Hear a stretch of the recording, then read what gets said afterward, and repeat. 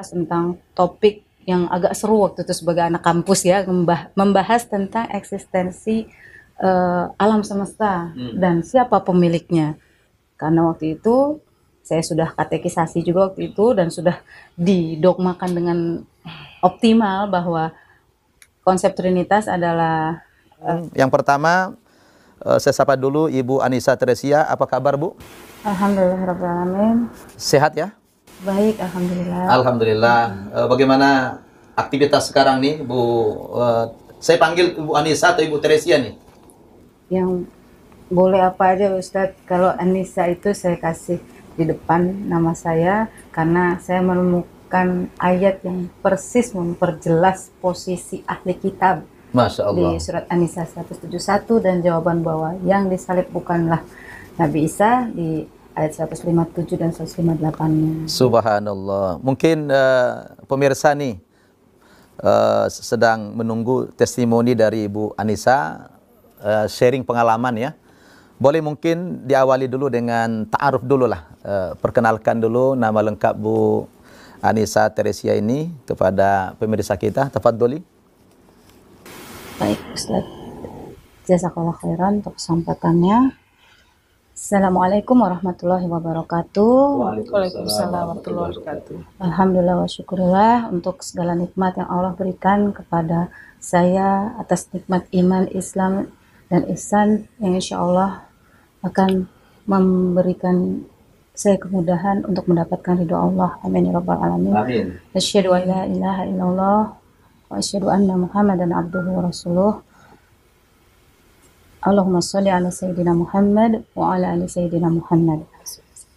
Alhamdulillah saya lahir di dunia ini dengan kondisi orang tua yang bukan Islam.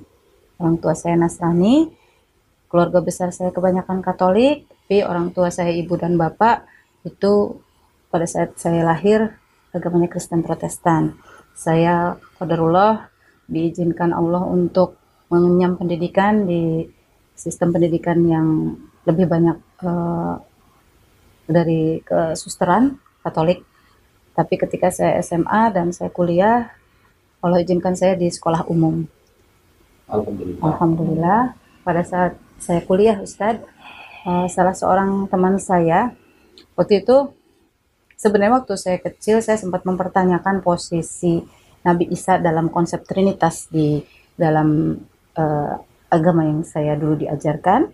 Saya diberi nama oleh orang tua saya Teresia Ebena Ezeria Boru Pardede. Dulu waktu kecil kadangkala dipanggil Butet, tapi saya jarang nengok. Dan teman-teman saya lebih sering manggil saya Tere. Dan ketika saya berkegiatan berkesenian di dunia publik dikenal dengan nama keartisan Tere.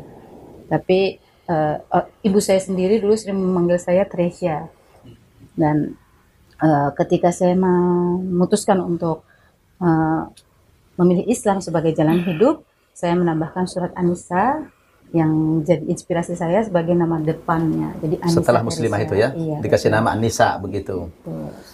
Baik, kalau tidak salah dulu Bu Teresa ini sebelum muslimah terkenal sebagai seorang artis ya, penyanyi ya, dan juga pemain musik ya. Boleh diceritakan sedikit kepada pemirsa, Bu?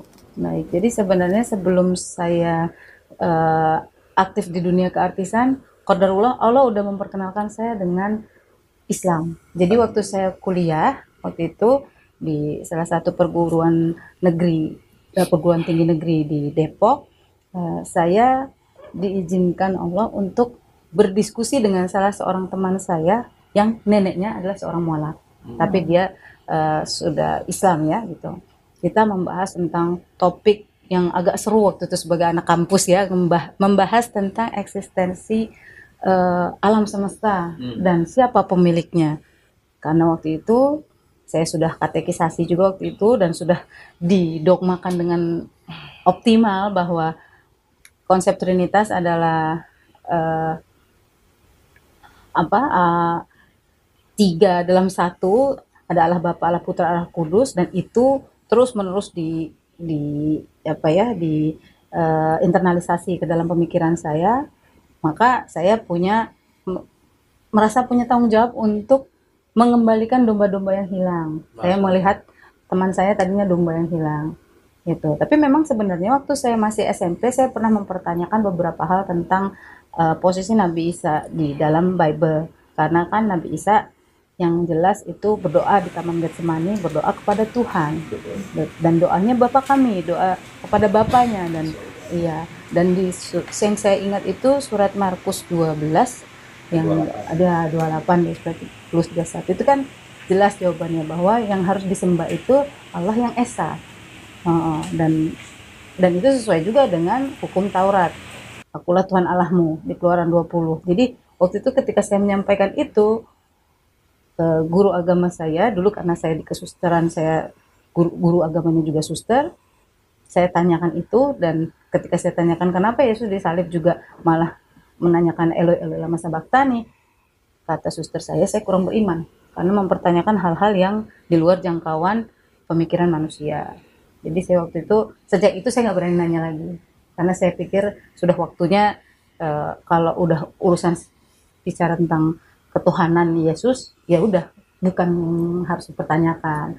Qadarullah, teman saya ketika kita sedang berdiskusi tentang eksistensi kehidupan dan siapa pemilik alam semesta ini, dia mengatakan, jangan khawatir, Yesus juga kita akui loh. Saya pikir, bukannya kamu mengakuinya. Dulu saya belum menyebut dengan Nabi, malahnya Muhammad gitu saya bilang. Iya, tapi Nabi Muhammad itu Nabi terakhir kami. Dan Yesus juga Nabi. Maksudnya, iya, Yesus kita akui sebagai Nabi, bukan sebagai Tuhan. Kalau nggak percaya, lihat aja Al-Quran. Padahal dari situ saya memulai riset saya, Ustadz, tentang siapa sebenarnya Nabi Isa, Yesus yang ada di Al-Quran, dan itu yang mengantarkan saya alhamdulillah ke jalan tauhid ini. Subhanallah, luar biasa. Pengalaman Bu Teresa ini seorang pelajar tulen, kemudian seorang artis, seorang penulis, seorang musisi juga, bahkan aktivis partai juga, Masya Allah. Ya sekarang tidak lagi, tapi di situ beliau ini diberikan sebuah hidayah oleh Allah dengan jalan mengkritisi ajaran agama sebelumnya dari hasil perbincangan dengan seorang ibu nenek ya yang sudah mu'allafah ya. Teman saya ya. Teman itu tadi ya, yang neneknya mu'allafah itu ya. Dan dia memberikan penjelasan yang jelas tentang kedudukan Nabi Isa di dalam agama Islam. Subhanallah. Memang Bu Teresa, terlalu banyak orang yang dapat hidayah dengan pemikiran ini ya. Ketika kita buka lembaran-lembaran Al-Quran, memang betul Nabi Isa itu sangat dimuliakan dalam Islam. Bahkan sering kita katakan bahwa tidak sah imannya orang Islam apabila mereka tidak percaya kepada Nabi Isa, kepada Yesus. Tapi dalam kapasitasnya bukan sebagai Tuhan atau anak Tuhan, tapi sebagai utusan Tuhan, sebagai Rasul. Allah katakan dalam Al-Quran itu, la nufarriqu baina ahadim min rusulih wa qalu sami'na wa ata'na ghufranaka rabbana wa ilaikal masir. Kita umat Islam itu tidak boleh membeda-bedakan di antara para rasul, termasuk Nabi Isa. Jadi kalau kita ingkar terhadap kerasulan Nabi Isa, maka tidak sah imannya orang Islam itu. Ternyata itu yang paling banyak membuat saudara-saudara kita dari umat lain mendapatkan hidayah, termasuk Ibu Teresa. Akhirnya setelah masuk agama Islam itu karena kebetulan ada semacam pembelaan dalam Al-Quran tentang Nabi Isa itu siapa dan bagaimana, yaitu dalam surat An-Nisa ayat 157, ya Allah mengatakan wa ma qataluhu wa ma salabuhu walakin syubbiha lahum. Nabi Isa itu tidak mati dibunuh, tidak mati disalib, tapi orang lain yang diserupakan wajahnya seperti Nabi Isa. Tapi Nabi Isa kata Allah, barrafa'allahu ilaih wa kana Allahu azizan hakima. Dia diangkat ruh dan jasadnya ke langit oleh Allah Subhanahu wa taala, maka yang dibunuh dan disalib waktu itu adalah bukan Nabi Isa tapi orang lain yang dimiripkan oleh Allah seperti Nabi Isa. Nah, maka dari situlah Ibu Teresa ini terinspirasi karena ditemukan itu penjelasannya dalam surat An-Nisa, maka di depan nama Teresia itu dikasih nama An-Nisa setelah muslimah gitu ya. Subhanallah. Terus apa yang Bu Anissa rasakan setelah muslimah itu?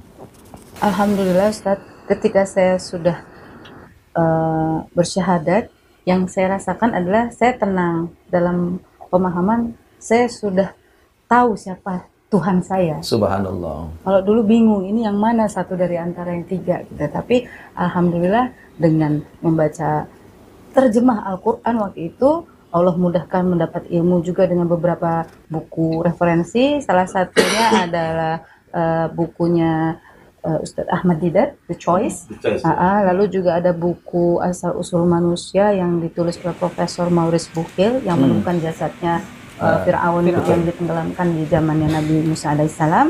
Dan ada beberapa buku lainnya yang akhirnya makin memperjelas gitu. Dan alhamdulillah sejak itu saya merasa tenang. Tapi qadarullah Ustadz, saya belum kafah lah ya, bisa dibilang begitu. Dari tahun 2000 saya bersyahadat, qadarullah tahun 2013 saya mendapat kode keras dari Allah ketika melihat ayah saya yang sebelumnya saya kenal ayah saya itu seorang Kristiani, lalu ternyata dia juga bersyahadat, tapi di ujung hidupnya sebelum berpulang qadarullah Allah cabut hidayah menjadi orang yang mundur ke belakang. Nauzubillah. Itu yang membuat saya berpikir keras dan alhamdulillah ketemu di suratnya Al-Baqarah 208 ya Ustaz ya, harus kafah ya Ustaz. Kafah ya. Nah, disitulah yang menjadi titik balik saya, lalu saya memperbaiki semua, saya tutup aurat dan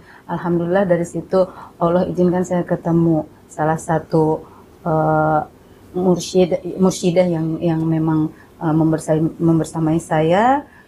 Qadarullah baru bulan lalu meninggal dunia. Jadi sama Umi Irma saya diajarkan membaca ayat Al-Quran yang tadinya saya belum pernah bisa selesai baca. Iqra tuh nggak pernah selesai Ustaz. Masya Allah. Qadarullah lewat beliau saya diizinkan khatam Quran dan ketemu bulan Ramadan saya diizinkan iktikaf di masjid dan dari situ lengkap sudah Allah kasih dan saya dikasih surprise sama suami ke Tanah Haram. Subhanallah. Jadi itu nikmatnya. Luar biasa. Jadi dari kisah tadi ternyata ayah sempat masuk Islam gitu ya. Mana lebih dulu, Bu Teresia, Bu Anissa atau ayah dulu? Ternyata ayah saya lebih dulu. Tapi tidak tahu, keluarga nggak tahu kalau beliau sudah Muslim. Iya. Masuk Islam itu. Karena waktu itu memang ayah dan ibu sempat separate gitu. Oh gitu. Jadi ketika saya tahu beliau sudah lebih dulu Islam. Tapi di akhir hayatnya justru malah mundur gitu ya. Iya, adik saya seorang yang belajar teologi, Ustadz, ada kelompok pelayanan umatnya masuk ke rumah sakit. Oh begitu. Jadi dan ayah saya salah satu yang ditarget. Oh, Masya Allah. Ya, semoga ya kalaupun nanti tidak jumpa lagi ya itulah qadarullah ya. Takdir Allah yang harus kita ikhlas menerimanya. Tapi ada yang menarik lagi dari pengalaman Bu Anissa atau Bu Teresia. Setelah Ibu menjadi muslimah itu kan belakangan banyak berkecimpung dalam dunia pergerakan, termasuk sempat masuk ke partai politik dan terdaftar juga sebagai anggota parlemen di DPR RI tahun berapa itu? 2009 Ustaz. 2009. Tapi di tengah jalan kenapa orang kan di mana-mana nyogok pun mau dia untuk jadi anggota dewan, ya kan? Kampanye di mana dia sogok dengan keluar biaya banyak, tapi aneh ini Bu Teresa ini kok malah minta mundur dari parlemen. Itu apa yang menyebabkan hidayah apa yang datang ke Bu Teresia waktu itu? Qadarullah pada tahun 2011 ibu saya divonis kena kanker Ustaz. 2010 akhir sih sebenarnya sudah mulai ada gejalanya dan 2011 itu sudah rajin ke rumah sakit dan di saat yang bersamaan ayah kami juga sakit itu dan saya juga merasakan banyak kepenatan di dalam sana karena memang yaitu pertarungan antara yang hak dan yang batil banyak sekali di dalam sana dan sifatnya kolektif kolegial jadi banyak-banyakan orang baik atau banyak-banyakan orang yang tidak baik gitu jadi cukup panjang perjuangannya dan di saat yang bersamaan kedua orang tua saya sakit qadarullah 2012 ibu saya meninggal jadi sebelum non muslim tapi yang menarik sebelum ibu saya meninggal itu ibu saya berpesan pertama nak kalau jadi Islam yang taat. Kedua, nak berjuang bisa di mana aja. Dan itu yang insya Allah jadi salah satu bekal saya sampai sekarang, bahwa ya memang harus menunjukkan totalitas gitu. Masya Allah. Dan ternyata medan dakwah itu lebih luas lagi daripada Parlemen sekedar itu. di parlemen. Subhanallah. Makanya Jadi saya mengundurkan diri 2012. jadi sudah, padahal modal belum kembali tuh ya. Alhamdulillah saya nggak pakai modal, Nggak pakai Ustaz. modal, Dari ya? segi Subhanallah. finansial, Iya. cuman biaya operasional. Tapi yang saya dulu tekankan adalah bagaimana ilmu saya kuliahnya memang komunikasi politik, dan memang saya dulu berharap dengan ilmu yang saya dapatkan saya bisa bermanfaat gitu. Apalagi Bu Anissa dulunya seorang artis, tentu dikenal ya. Kalau kita buka di YouTube ya sangat terkenal lah beliau ini. Jadi untuk menggait suara itu tentu gampang lah ya. Jadi public figure Indonesia mudah sekali untuk meraih suara. Tapi subhanallah, hidayah Allah berikan kepada beliau banyak. Semua lewat keluarga, lewat orang tua. Beliau ternasihati sendiri, di samping melihat kenyataan di masyarakat, ternyata menurut cerita beliau tadi jauh lebih bermanfaat dakwah di masyarakat ketimbang duduk di parlemen sana. Dan sekarang sudah Bu Anissa buktikan ya, sehari-hari dakwah ya, dakwah dan terutama mendampingi para mu'alaf, dan beliau bikin komunitas namanya Sister Villa ya, yang dalam komunitas ini umumnya para mu'alaf dan mu'alafah ya Bu Anissa ya. Jadi luar biasa pemirsa.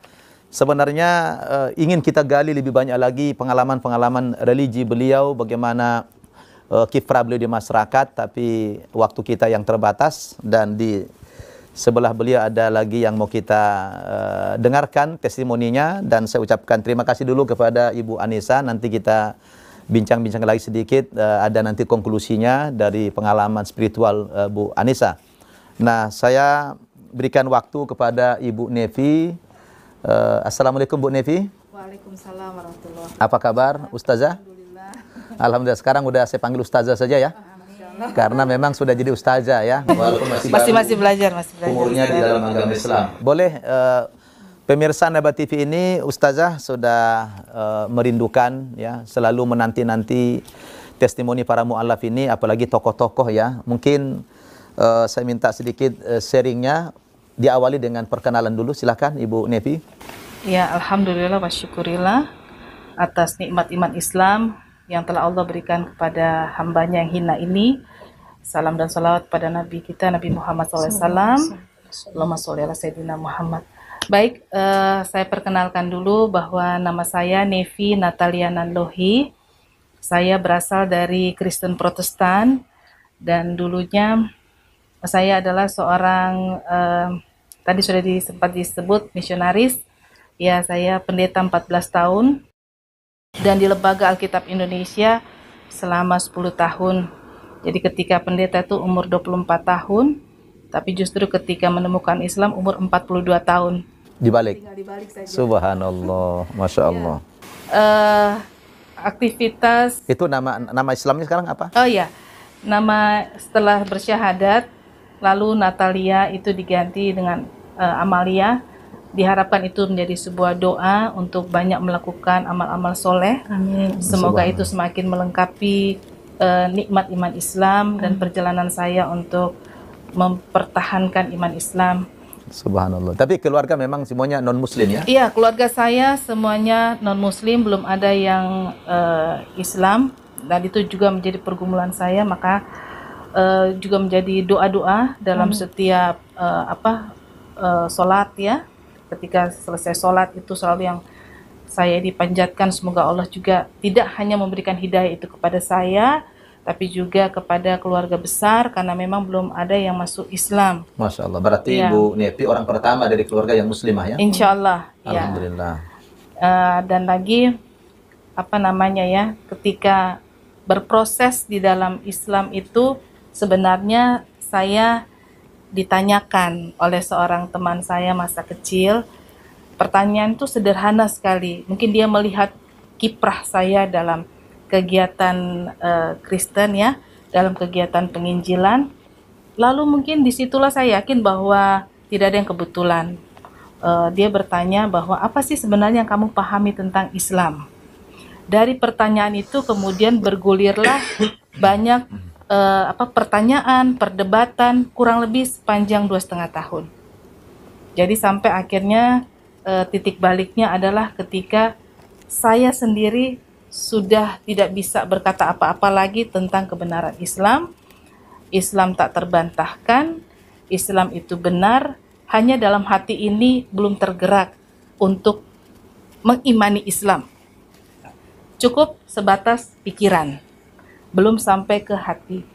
Maka saat itu dalam pergumulan 2,5 tahun itu saya menemukan bahwa memang benar banyak orang mungkin tahu tentang Islam, tetapi banyak juga yang tidak bisa untuk masuk Islam karena betul hidayah hanya milik Allah. Betul. Maka saya bersyukur bahwa saya adalah salah seorang yang Allah pilih untuk menerima hidayah. Lalu pertanyaan selanjutnya adalah apakah saya merespon tentang hidayah ini? Maka ketika mengcompare Alkitab dan Al-Quran, banyak hal yang saya dapatkan, tapi pada satu titik saya dipertemukan dengan surat Al-Fatihah, yang dimana Allah benar-benar membuat saya untuk meyakini jalan yang lurus gitu. Yang setiap kali wajib kita mendoakan, yang dulunya seringkali doa itu yang saya ingkari. Ya, tapi akhirnya Allah mempertemukan itu dalam surat Al-Fatihah, dan akhirnya semakin mantap setelah melakukan banyak upaya riset, kemudian banyak melakukan pendalaman-pendalaman sendiri ya dengan mengcompare Al-Quran dan Alkitab. Saya sampai pada satu titik, kalau dalam Al-Quran mengatakan ketika telah ditemukan yang hak, maka orang berbondong-bondong dengan sukarela masuk Islam, tapi ada juga walaupun sukarela dan terpaksa pasti masuk Islam. Saya termasuk kategori yang kedua, terpaksa. Kenapa? Karena saya kalau tidak memaksakan diri saya masuk Islam, mungkin saya akan menjadi golongan orang-orang yang hanya tahu tentang Islam, tetapi orang yang tak tersentuh hidayah. Maka ketika itu saya temukan dalam Quran surah Al-Baqarah ayat 208 ya. Saya tuh bertanya begini, kenapa harus Islam yang kafah? Kenapa Allah tidak mengatakan masuk Islam lah? Nah itu yang menjadi sebuah titik balik bahwa ada apa dengan kafah ini. Sehingga akhirnya, oh ternyata kafah adalah ketika saya memahami Islam, tidak cukup hanya sekedar pikiran Ustaz. Tapi tentu lebih lanjut membuka hati untuk bisa menerima hidayah, dan hidayah itu ternyata hanya bisa diterima oleh hati yang benar-benar tunduk kepada Allah. Dan itu sama dalam Alkitab, dan sama seperti yang nabi-nabi, semua nabi termasuk Nabi Isa alaihissalam memuat itu di dalam tulisan itu atau perkataannya Nabi Isa dalam Alkitab. Maka saya memantapkan hati, walaupun waktu itu hati masih berat sekali, tapi saya katakan ada seorang ustadz dan juga teman masa kecil saya ini, saya bismillah ingin syahadat.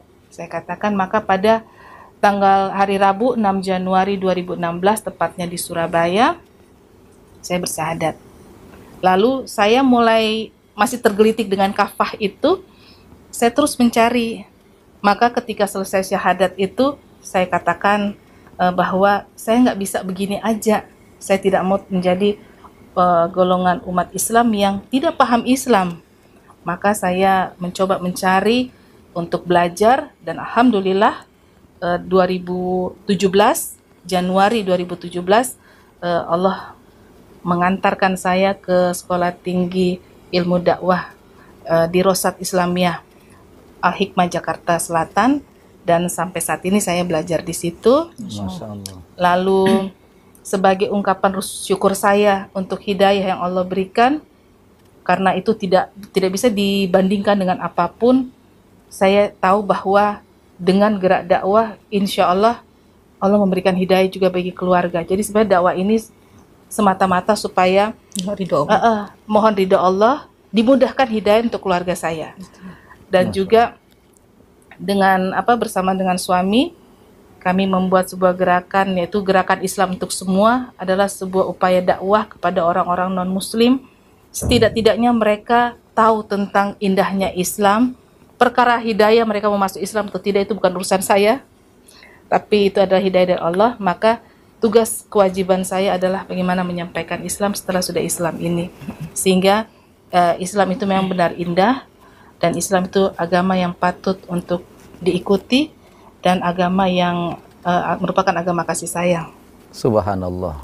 Wah, luar biasa ini, panjang sekali pengalaman Bu Nevi yang begitu menarik. Tadi masih seputar pengalaman mau perkenalan, tapi beliau sudah lanjutkan sampai kepada testimoni bagaimana mendapatkan hidayah dari Allah Subhanahu wa taala, dan tadi sudah menjelaskan siapa beliau yang sesungguhnya. Tadinya gitu ya, beliau seorang aktivis dari agama lain, itu luar biasa. Dan yang paling menarik tadi pemirsa, beliau dengan kesadaran pribadi ingin mengcompare ya antara kitab suci umat Islam dan kitab suci yang sebelumnya itu. Lalu dari situ beliau mendapatkan hidayah dari Allah Subhanahu wa taala ketika beliau mempelajari Al-Fatihah, ya, surat Al-Fatihah. Kalau boleh tahu Ibu Ustazah Nevi, apa yang memotivasi Bu Nevi dulu untuk mengcompare antara kitab suci agama Islam dan Kristen itu? Ya, pertama adalah ketika saya mencari tahu dulu, apa sih, kan mereka mengatakan bahwa Yesus sendiri mengatakan bahwa tentang keilahian Yesus lah, ya, ketuhanan Yesus dipertanyakan. Kemudian bagaimana Tuhan sendiri menyampaikan, memperkenalkan dirinya bahwa Tuhan itu Esa satu. Lalu itu ada di Al-Quran, juga ada di Alkitab. Pertanyaannya adalah tidak mungkin dua-duanya benar, tidak mungkin dua-duanya salah. Mesti ada salah satu yang benar dan salah satu yang mungkin tidak tepat. Maka saya perlu melakukan compare. Dasar itulah yang dimana saya membuat sebuah riset sampai pada satu titik bahwa ketika membaca Al-Quran, karena saya tahu Al-Quran itu sama dengan Alkitab bahasa Ibrani, dari kanan ke kiri, dari belakang ke depan, maka saya tidak salah membuka, insya Allah. Maka ketika saya buka, saya langsung dipertemukan sama Allah untuk semua pertanyaan yang selama ini saya hujat atau yang saya pungkiri kebenarannya, yaitu jalan yang lurus. Bagi saya saat itu adalah jalan yang lurus ini ada pada agama saya sebelumnya. Ternyata ada dalam Islam. Nah, bagaimana saya membuktikan? Maka itu saya melakukan upaya riset, dan riset ini supaya adil. Ya, namanya kan kita mengemukakan kebenaran, tidak boleh tidak boleh hanya menurut saya, menurut perasaan saya, tapi itu harus secara tepat, logika. Ada konsep, lewat konsep lah. Ada konsep. Jadi ketika menemukan kebenaran dalil itu, saya katakan nggak bisa enggak ini. Saya harus benar-benar berada pada keyakinan yang dimana Nabi Isa alaihissalam justru yakini itu. Kalau saya memang ingin jadi pengikut Nabi Isa yang sebenar-benarnya. Dan alhamdulillah ternyata kan Islam juga tidak sempurna imannya apabila tidak mengakui salah satu nabi. Tapi kalau di sebelumnya bahkan ada 2 nabi yang tidak diakui. Ya, itu menjadi salah satu alasan saya, Ustaz. Sehingga saya katakan bahwa mungkin masih banyak di luar sana saudara-saudara saya yang belum Islam ini, mereka wajib tahu tentang kebenaran ini. Perkara nanti agama mereka seperti apa gitu ya. Saya kemudian gimana reaksi mereka, saya anggap itu sebagai sebuah resiko. Masya Allah. Karena itu kita menyatakan Nabi saja menanggung resiko itu. Betul. Kenapa kita menghindar dari resiko? Yang penting kita menyampaikannya secara bahasa yang baik. Bahkan Al-Quran sendiri mengatakan bahasa yang sangat baik. Ya, jadi saya belajar semua dari Al-Quran. Subhanallah. Secara implisit, Bu Nevi dan juga Ibu Anissa Teresa ingin mengatakan kepada pemirsa terutama yang non-muslim, sebenarnya sudah waktunya kita membuka diri untuk mempelajari konsep-konsep agama lain. Jadi kita membuka diri, pelajarilah agama orang lain sebagai wacana pemikiran, wacana ilmu pengetahuan kepada Anda semuanya. Soal Anda nanti akan diberikan petunjuk apa tidak oleh Allah, itu adalah urusan pribadi masing-masing dan juga urusan hidayah dari Allah Subhanahu wa taala. Tetapi yang ingin beliau katakan barangkali sudah waktunya kita mengkaji kebenaran. Bahwa kebenaran itu tidak diukur, tidak dilihat dari jumlah pengikut suatu agama yang banyak atau sedikit. Bukan itu parameter kebenaran suatu agama. Karena Allah mengatakan dalam Al-Quran, wa in tuti' aktsaru man fil ardi yudilluka an sabilillah. Jika kamu mengikuti faktor kebanyakan orang yang mayoritas, maka boleh jadi orang yang banyak itu akan menyesatkan kamu dari jalan Allah Subhanahu wa taala. Sampai kapan kita akan menemukan kebenaran yang hakiki kalau kita hanya melihat jumlah penganut agama ini paling banyak, barangkali itulah kebenaran. Tidak. Maka yang ingin beliau pesankan tadi, mari kita mempelajari konsep-konsep agama itu, karena kebenaran suatu agama diukur dari sejauh mana sumber-sumber agama itu datangnya dari Allah Subhanahu wa taala. Dan itu yang dilakukan beliau berdua, melakukan sebuah riset tadi ketika membandingkan dua kitab suci ini, yang mana yang bersumber dari Allah, yang mana yang tidak. Akhirnya ditemukan kebenaran itu ada dalam Al-Quran ketika beliau buka pertama kali dalam surat Al-Fatihah. Begitu Ustazah Nefia. Subhanallah, memang pemirsa belakangan ini mungkin karena tuntutan zaman, di mana sekarang ini bukan lagi ini zaman ilmu, ya. Dan apalagi ilmu itu sudah sangat dekat dengan kita, teknologi itu sekarang sangat mudah kita akses. Nah, saya pikir memang sudah waktunya setiap umat beragama, baik dia yang sudah muslim sekalipun, membuka diri untuk mengetahui seluk-beluk agama orang lain sebagai wacana ilmu pengetahuan, agar Allah memberikan kita hakikat kebenaran itu sendiri. Nah, beliau berdua ini sudah melakukan sebuah penelitian itu, dan akhirnya Allah tunjukkan kepada beliau berdua kebenaran itu ada di dalam Al-Quranul Karim. Betul begitu ya Ustazah ya? Nah, terus dari sudah dapat hidayah begini, apa target-target yang Ustazah Nefi lakukan sekarang untuk kan gini, ada namanya tahadus bin nikmah, ya kan? Kita mendapatkan nikmat dari Allah kan bukan hanya membuat pribadi kita.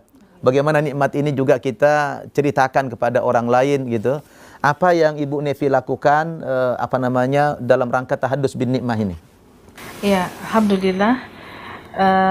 Bismillah. Yang pertama saya lakukan adalah tadi yang saya sudah sempat ceritakan, bahwa bagaimana saya mengejawantahkan atau mewujudkan hidayah itu dalam bentuk tindakan yang konkret, adalah ketika menyampaikan tentang Islam yang indah, terutama kepada orang-orang mayoritas non-muslim, lewat tulisan, lewat kegiatan dialog, kemudian juga dalam kesempatan taklim, dalam kesempatan tablik akbar, mungkin kepada yang non-muslim lewat tulisan ya, kemudian lewat aksi kemanusiaan.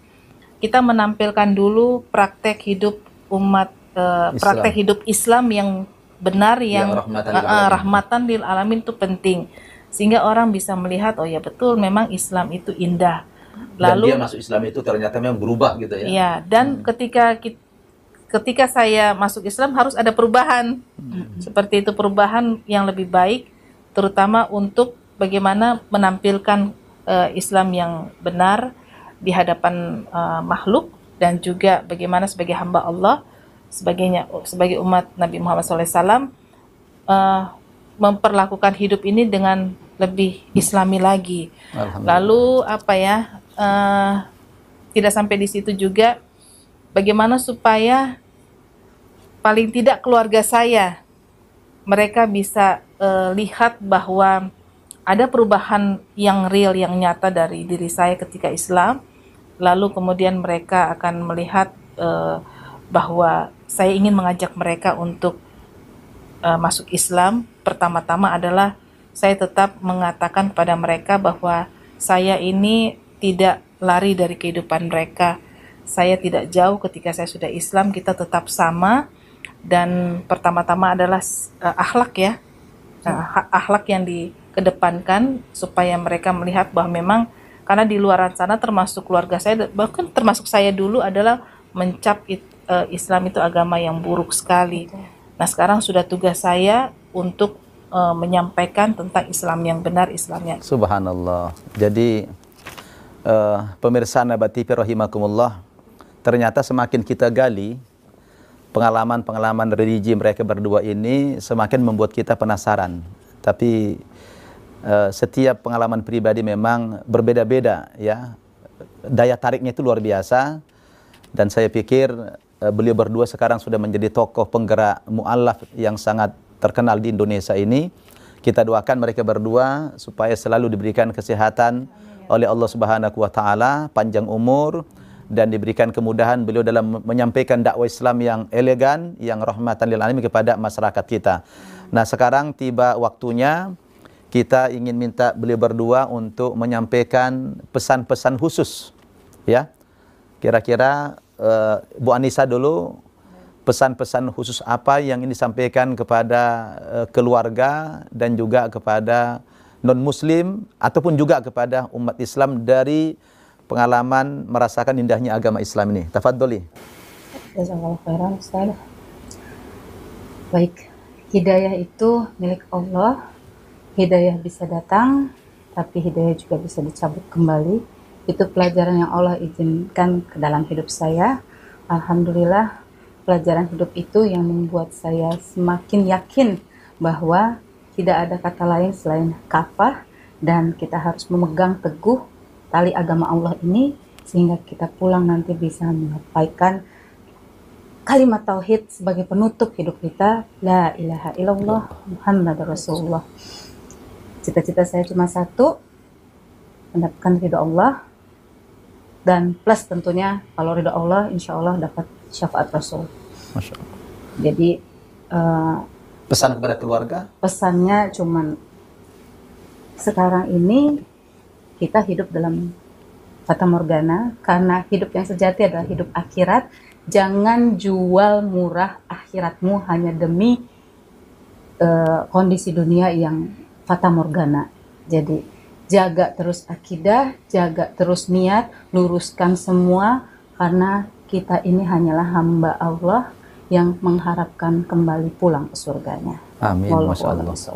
Terus ada harapan kepada keluarga yang belum muslim supaya ikut Bu Teresia masuk Islam?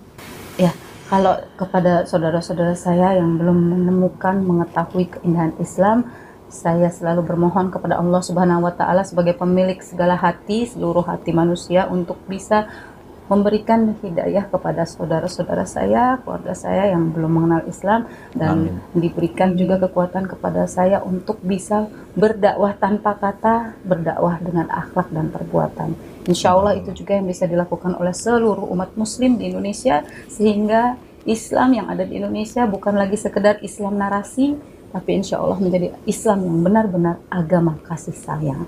Subhanallah, jazakillah khair Ustazah Ibu Anissa Teresa yang sudah merinding nih bulu kuduk saya mendengarkan pesan-pesan moral beliau kepada keluarga dan juga kepada masyarakat kita, betapa akhirat itu memang harus kita prioritaskan. Kata Al-Quran itu, walal akhiratu khairul laka minal ula. Akhirat itu lebih baik daripada dunia yang fana ini.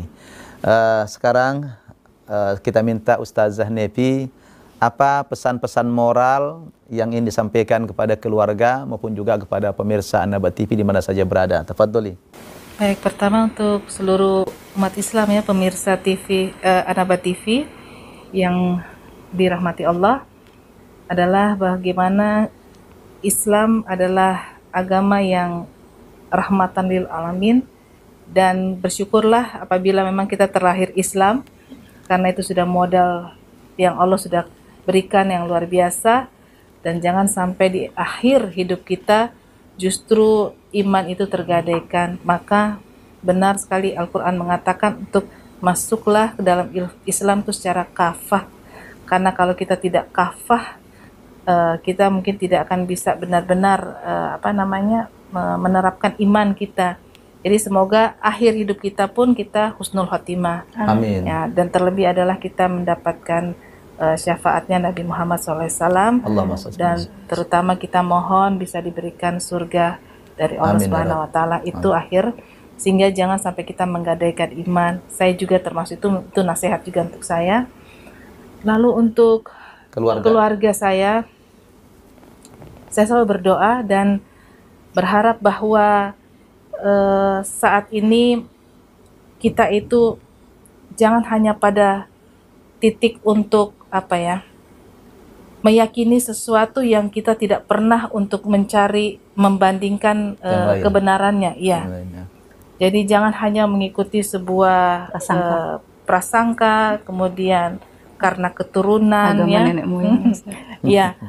Tapi ada baiknya untuk kita karena sebenarnya di dunia ini Allah sudah memberikan banyak sinyal kepada kita, termasuk kepada saya ini, dan jangan berpikir bahwa karena sampai saat ini keluarga saya masih merasa bahwa nanti kalau berbicara dengan saya itu bisa terpengaruh ya. Karena sesungguhnya Al-Quran sudah mengatakan, Allah berfirman dalam Al-Quran bahwa tidak ada seorang pun bisa dipaksa untuk masuk Islam. Karena hak dan batil tidak bisa disamakan. Ketika orang sudah menemukan yang hak, maka dengan sukarela ataupun terpaksa mereka akan berbondong-bondong untuk masuk Islam. Jadi tidak ada yang akan memaksakan untuk masuk Islam, tapi hidayah itulah yang akan menuntun untuk seseorang, hidayah dari Allah yang akan menuntun untuk masuk Islam.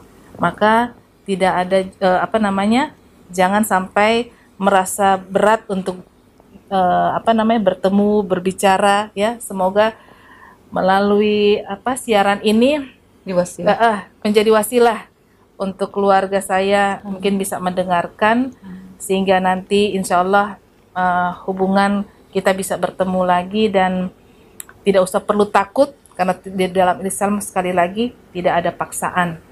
Seperti itu. Bismillah. Masya Allah. Subhanallah walhamdulillah. Tidak terasa perjumpaan kita ini masih kurang banyak waktu yang kita butuhkan untuk mengungkapkan semua isi hati kita, untuk merasakan, mengekspresikan indahnya Islam ini. Dari tadi beliau berdua selalu menekankan betapa pentingnya menjadi muslim yang kafah. Pemirsa, apa sih sebenarnya muslim kafah itu? Kafah itu apa? Kafah itu kan secara bahasa artinya utuh, total. Jadi berislam yang total. Nah, kalau bahasa sederhananya begini, kalau Anda ingin menjadi muslim yang kafah, artinya Anda itu harus rela diatur oleh agama Islam. Jangan Anda yang mengatur Islam. Ya. Jadi kalau Anda sudah mengatakan muslim, berarti harus rela diatur oleh semua aturan-aturan agama Islam ini. Nah, sami'na wa ata'na. Jadi kadang-kadang ada orang kita disuruh pakai jilbab. Misalnya ustazah, pakai jilbab. Dia bilang apa? Sami'na wa pikir-pikirna. Nah, ada lagi kalau orang yang umat Islam yang doyan merokok, kita bilang jangan merokok akhi, itu tidak baik. Dia bilang apa? Sami'na wa entar-entarna. Nah, ini artinya dia tidak mau diatur oleh Islam. Jadi Islam yang kafah itu mau dikendalikan, mau diarahkan, mau diatur oleh agama Islam. Jadi itulah yang ingin dikatakan oleh ustazah berdua yang luar biasa ini, dan malu kita sebenarnya, ya. Antum sebagai muslim yang terlahir dari muslim itu, apa yang bisa kita lakukan buat dakwah ini? Beliau sudah membuat sebuah komunitas dakwah, dan sudah banyak juga yang ditarik, disyahadatkan kepada Islam. Dan betul kata beliau tadi, percayalah, ya, Islam ini agama yang menghargai perbedaan, menghargai hak asasi manusia, dan tidak boleh ada orang masuk agama Islam ini secara dipaksa. Allah tegaskan dalam Al-Quran, la ikraha fid din, qad tabayyana rusdu minal ghayy. Tidak ada paksaan dalam beragama karena sudah nyata perbedaan mana agama yang benar, mana agama yang salah. Bahkan dalam ayat yang lain kata Allah, wa qulil haqqu mir rabbikum faman syaa falyu'min wa man syaa falyakfur. Ya, Allah katakan ya Muhammad, kebenaran datang dari Tuhanmu, maka barang siapa yang hendak beriman kepada Islam itu silahkan dia beriman, tidak dipaksa, dan barang siapa yang ingin kafir silahkan juga dia kafir, tidak dipaksa oleh Allah Subhanahu wa taala. Tentu beliau berdua diberikan hidayah oleh Allah Subhanahu wa taala. Masuk Islam ini adalah benar-benar karena hidayah. Tidak ada unsur paksaan, tidak ada yang membujuk, ya, bukan karena materi dan lain sebagainya. Dan itulah sebenarnya yang ingin dikatakan beliau kepada keluarga, jangan menutup diri dan jangan takut kepada Islam, ya. Silakan kalau memang penasaran ditanyakan langsung kepada yang bersangkutan. Sebenarnya Islam itu seperti apa sih, begitu ya. Jangan kita terpengaruh dengan media di televisi, di koran, di sosmed gitu yang syarat dengan penghinaan terhadap agama Islam. Percayalah saudara, Islam ini agama yang luar biasa, ya. agama yang penuh dengan kasih sayang. Ini yang saya pikir perlu kita yang non-muslim, bukalah dirimu untuk mengetahui konsep agama lain. Siapa tahu di sana ada kebenaran juga. Semoga Allah Subhanahu wa taala memberikan petunjuk kepada orang-orang yang belum mendapatkan petunjuk. Dan antum yang sudah berada dalam agama Islam ini, teruslah perkuat iman Islammu, komitmen terhadap agama Islam, dan yang paling terakhir itu adalah apa? Wala tamutunna illa wa antum muslimun. Jangan kalian mati terkecuali dalam keadaan yang beragama Islam. Jadi bersyukur kita kepada Allah, ada yang dilahirkan dalam keadaan muslim, alhamdulillah.